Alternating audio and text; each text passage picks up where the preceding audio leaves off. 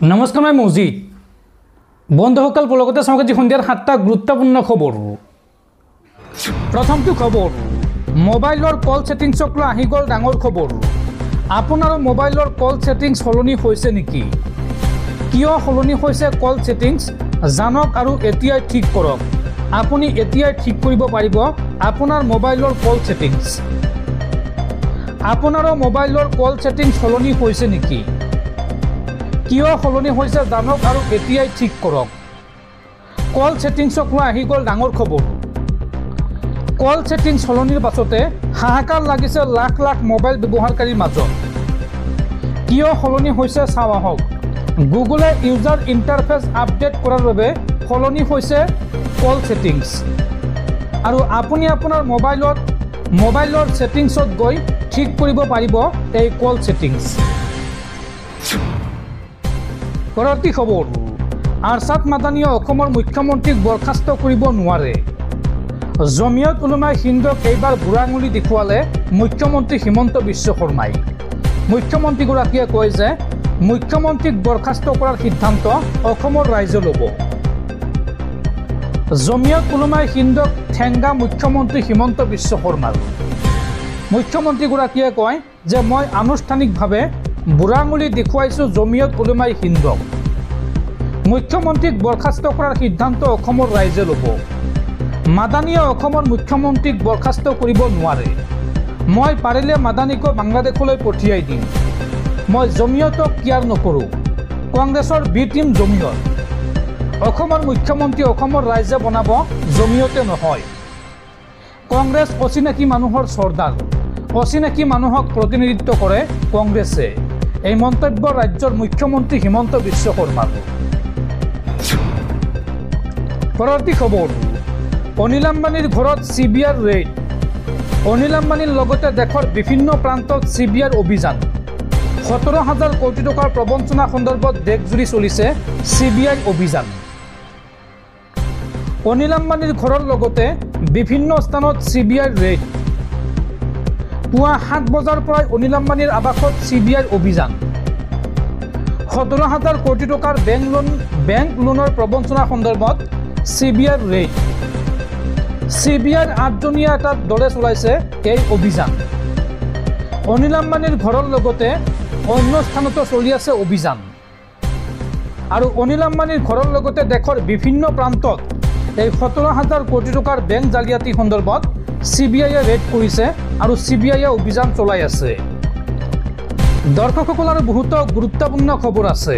তাৰ আগতে আপোনাক জনাওঁ যে যদি আপুনি এতিয়ালৈকে এইটো ভিডিঅ'ত লাইক কৰা নাই তেন্তে এতিয়াই ভিডিঅ'টোত লাইক কৰি দিয়ক। আৰু এনেকুৱা ধৰণৰ ভিডিঅ' মই নিতৌ চাবলৈ চেনেলটো ছাবস্ক্ৰাইব কৰি কাষত থকা বেল আইকনটো প্ৰেছ কৰি ৰাখক। পৰৱৰ্তী খবৰ, ভাৰতত উপলব্ধ নহয় টিকটক। কেন্দ্ৰীয় চৰকাৰে বৰ্তমানলৈকে দিয়া নাই কোনো নিৰ্দেশনা। ভাৰতত টিকটক উপলব্ধ হোৱাৰ খবৰ সম্পূৰ্ণ ভুৱা। চৰকাৰী সূত্ৰই স্পষ্ট কৰি দিলে এই কথা। পৰৱৰ্তী খবৰ, পিছুৱালে প্ৰধানমন্ত্ৰী মোদীৰ অসম ভ্ৰমণ। 13 ছেপ্টেম্বৰতহে অসমলৈ আহিব প্ৰধানমন্ত্ৰী মোদী। উপৰাষ্ট্ৰপতি নিৰ্বাচনৰ বাবে পিছুৱালে প্ৰধানমন্ত্ৰী মোদীৰ অসম ভ্ৰমণ। উল্লেখযোগ্য যে পূৰ্বে 8 ছেপ্টেম্বৰত অসমলৈ অহাৰ কথা আছিল প্ৰধানমন্ত্ৰী নৰেন্দ্ৰ মোদী। পৰৱৰ্তী খবৰ, মুখ্যমন্ত্ৰীৰ সভাত ভয়ংকৰ অঘটন। মুখ্যমন্ত্ৰীয়ে দিয়া ধন নিবলৈ আহি মৃত্যু হৈছে সৰলা দেৱী নামৰ এগৰাকী মহিলাৰ। নলবাৰীৰ ঘগ্ৰাপাৰত চেক বিতৰণ কাৰ্যসূচীত হৃদক্ৰিয়া বন্ধ হৈ মৃত্যু হয় এই মহিলাগৰাকীৰ। আৰু নিহত সৰলা দেৱী বাহাদানীৰ বদ্ৰকুচি গাঁৱৰ জয় জগন্নাথ গোটৰ সদস্য আছিল। পৰৱৰ্তী খবৰ, ৰাজ্যৰ ক্ৰীড়াপ্ৰেমীলৈ ভাল খবৰ। 30 ছেপ্টেম্বৰত বৰ্ষাপাৰাত অনুষ্ঠিত হ'ব মহিলা বিশ্বকাপ ক্ৰিকেটৰ উদ্বোধনী মেচ। ভাৰত শ্ৰীলংকাৰ মাজত অনুষ্ঠিত হ'ব উদ্বোধনী মেচ। আৰু 3 অক্টোবৰত ইংলেণ্ড বনাম দক্ষিণ আফ্ৰিকা, 7 অক্টোবৰত ইংলেণ্ড বনাম বাংলাদেশ, 10 অক্টোবৰত নিউজিলেণ্ড বনাম বাংলাদেশ আৰু 29 অক্টোবৰত ছেমি ফাইনেল হোৱাৰ সম্ভাৱনা আছে। পৰৱৰ্তী খবৰ, প্ৰকাশ পালে দেশৰ ধনী মুখ্যমন্ত্ৰীসকলৰ সম্পত্তিৰ তালিকা। আৰু দেশৰ ধনাঢ্য মুখ্যমন্ত্ৰীৰ তালিকাৰ নৱম স্থানত নাম অসমৰ মুখ্যমন্ত্ৰী হিমন্ত বিশ্ব শৰ্মাৰ। দেশৰ ধনাঢ্য মুখ্যমন্ত্ৰীৰ তালিকাৰ নৱম স্থানত হিমন্ত বিশ্ব শৰ্মা। 17 কোটি টকাৰ সম্পত্তিৰে ধনী মুখ্যমন্ত্ৰীৰ তালিকাৰ নৱম স্থানত স্থান লাভ কৰিছে অসমৰ মুখ্যমন্ত্ৰীয়ে। আৰু দেশৰ ভিতৰত সবাতোতকৈ ধনী মুখ্যমন্ত্ৰী হৈছে চন্দ্ৰবাবু নাইডু। অন্ধ্ৰপ্ৰদেশৰ মুখ্যমন্ত্ৰীগৰাকীৰ মুঠ সম্পত্তিৰ পৰিমাণ হৈছে 931 কোটি টকা। ধনী মুখ্যমন্ত্ৰীৰ তালিকাৰ দ্বিতীয় স্থানত আছে অৰুণাচলৰ মুখ্যমন্ত্ৰী পেমা খাণ্ডু। পেমা খাণ্ডুৰ সম্পত্তিৰ পৰিমাণ হৈছে 332 কোটি টকা। আৰু 51 কোটি টকাৰ সম্পত্তিৰে এই তালিকাৰ তৃতীয় স্থানত আছে কৰ্ণাটকৰ মুখ্যমন্ত্ৰী সিদ্ধাৰামায়া। এই তালিকা মতে দেশৰ আটাইতকৈ দুখীয়া মুখ্যমন্ত্ৰী হৈছে পশ্চিমবংগৰ মুখ্যমন্ত্ৰী মমতা বেনাৰ্জী। মাত্ৰ 15 লাখ টকাৰ সম্পত্তিৰে এই তালিকাৰ আটাইতকৈ তলত আছে পশ্চিমবংগৰ মুখ্যমন্ত্ৰী মমতা বেনাৰ্জী। আৰু ধনী মুখ্যমন্ত্ৰীৰ তালিকাৰ চতুৰ্থ স্থানত আছে নাগালেণ্ড, দশম স্থানত মেঘালয় আৰু একাদশ স্থানত আছে ত্ৰিপুৰাৰ মুখ্যমন্ত্ৰী। এডিআৰৰ শেহতীয়া সমীক্ষাত প্ৰকাশ পাইছে এই তথ্য। পৰৱৰ্তী খবৰ, গুৰু শিষ্যৰ পবিত্ৰ সম্পৰ্কত পুনৰ কালিমা সানিলে এইগৰাকী লম্পট শিক্ষক নিবাৰণ দাসে। টিউচন কৰাৰ চলেৰে ছাত্ৰীৰ সৈতে জঘন্য কাণ্ড এইগৰাকী লম্পট নিবাৰণ দাসৰ। দশম শ্ৰেণীৰ ছাত্ৰীৰ সৈতে অপকৰ্ম কৰি আৰক্ষীৰ জালত ঘৰুৱা শিক্ষক নিবাৰণ দাস। টিউচন কৰাৰ চলেৰে ছাত্ৰীৰ সৈতে নিবাৰণ দাসৰ জঘন্য কাণ্ড। দশম শ্ৰেণীৰ ছাত্ৰীক ঘৰুৱা শিক্ষক নিবাৰণে চলালে যৌন নিৰ্যাতন। ঘৰত কোনো নথকাৰ সুযোগ লৈ ছাত্ৰীগৰাকীৰ সৈতে কৰে অপকৰ্ম। কাছাৰৰ উদাৰবন শালগংগাত সংঘটিত হৈছে এই চাঞ্চল্যকৰ ঘটনা। ছাত্ৰীৰ সৈতে কুকৰ্ম কৰাৰ অভিযোগত গ্ৰেপ্তাৰ কৰা হ'ল নিবাৰণ দাসক। বিজেপিৰ এজন নেতাই নিবাৰণক ৰক্ষণাবেক্ষণ দিয়াৰ চেষ্টা চলোৱাৰো অভিযোগ উত্থাপন হৈছে। আৰু টিউচন কৰাৰ চলেৰে ছাত্ৰীৰ সৈতে নিবাৰণ দাসৰ এই জঘন্য কাণ্ড। পৰৱৰ্তী খবৰ, এইবাৰ বিহাৰ দখল কৰিব নেকি বিৰোধী মিত্ৰজোঁটে। এক ব্যক্তি এক ভোটৰ সুৰক্ষাৰ বাবে বিহাৰত ৰাহুল গান্ধীৰ ভোটাৰ অধিকাৰ যাত্ৰা। আৰু ৰাহুল গান্ধীৰ ভোটাৰ অধিকাৰ যাত্ৰাত ব্যাপক সঁহাৰি বিহাৰৰ জনতাৰ। এক ব্যক্তি এক ভোটৰ সুৰক্ষাৰ বাবে বিহাৰত ৰাহুল গান্ধী। আজি কাটিহাৰত ৰাহুল গান্ধীৰ ভোটাৰ অধিকাৰ যাত্ৰা।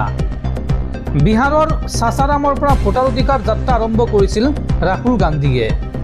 16 দিনীয়াকৈ ওলোৱা এই যাত্ৰাই সামৰি ল'ব 1300 কিলোমিটাৰ দৈৰ্ঘ্য। আজি কাটিহাৰত আৰজেডি নেতা তেজস্বী যাদৱ, ইমৰান প্ৰতাপ গড়ি আৰু মুকেশ চাহানীয়ে দিলে সংগ ৰাহুল গান্ধীক। কানহাইয়া কুমাৰ আৰু পাপ্পু যাদৱসহ একাধিক বিৰোধী নেতাৰ অংশগ্ৰহণ ৰাহুল গান্ধীৰ এই যাত্ৰাত। আৰু 1 ছেপ্টেম্বৰত পাটনাত এক বৃহৎ ৰেলীৰে সামৰণি পৰিব ভোটাৰ অধিকাৰ যাত্ৰা। 16 দিনত এই যাত্ৰাই সামৰিব 20ৰো অধিক জিলাৰ 1300 কিলোমিটাৰ পথ। আৰু এক ব্যক্তি এক ভোটৰ সুৰক্ষাৰ বাবে বিহাৰত ৰাহুল গান্ধীৰ এই যাত্ৰা। পৰৱৰ্তী খবৰ, হিন্দু মুছলিম কৰি থাকোঁতে বজাৰত লাগিছে জুই। প্ৰায় প্ৰতিবিধ খাদ্য সামগ্ৰীৰ আকাশলংঘী দাম বৃদ্ধি। মধ্যবিত্ত শ্ৰেণীৰ লোক বজাৰলৈ যাবলৈ ভয় কৰা হৈছে। এফালে ৰাজ্যত চলিছে উচ্ছেদ, আনফালে চলিছে মিয়াখেদা অভিযান আৰু একাংশ তথাকথিত জাতীয় দল সংগঠনে খিলঞ্জীয়াৰ অস্তিত্বৰ যুঁজত মত্ত হৈ আছে। আৰু তেনে সময়তে বজাৰৰ প্ৰতিবিধ সামগ্ৰীৰ দাম আকাশলংঘী হৈ পৰিছে। সেই খবৰ কিন্তু কোনেও ৰখা নাই। চকু মুদা কুলিৰ ভাৱত ৰাজ্যৰ একাংশ তথাকথিত দল সংগঠন, এই দল সংগঠনসমূহে মিয়াখেদাৰ নামত আন্দোলন কৰাত ব্যস্ত। কিন্তু যি খাদ্য সামগ্ৰীৰ দাম বৃদ্ধি পাইছে এই সন্দৰ্ভত কিন্তু প্ৰতিবাদ কৰিবলৈ কাৰোৰে বুকুত সাহস নাই। ৰাজ্যত প্ৰায় প্ৰতিবিধ খাদ্য সামগ্ৰীৰ আকাশলংঘী দাম বৃদ্ধি। খাদ্য সামগ্ৰী বজাৰত লাগিছে জুই।